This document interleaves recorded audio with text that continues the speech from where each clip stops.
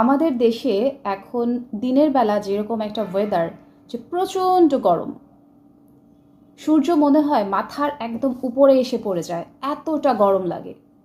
বাইরে গেলে মনে হয় যে কতক্ষণে বাসায় ফিরবো। আজকে আমি বের হয়েছিলাম এবং আজকে বাইরে যাওয়ার পরে আমার কাছে মনে হলো যে আমি হয়তো বাইরে আর কিছুক্ষণ থাকলে জাস্ট শেষ হয়ে যাব। এমন একটা আমার কাছে আজকে ফিলিংস হলো।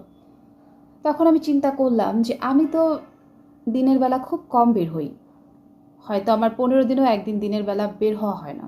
কিন্তু যারা প্রতিদিন এই গরমের মধ্যে বাইরে কাজ করতে যাচ্ছেন এবং কাজ করছেন, তাদের কি অবস্থা?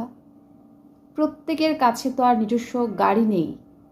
তারা যে পাবলিক ট্রান্সপোর্টে করে এই গরমের মধ্যে বাইরে যাচ্ছেন, কিংবা কেউ দেখা যাচ্ছে রিকশায়, কেউ হয়তো হেঁটে,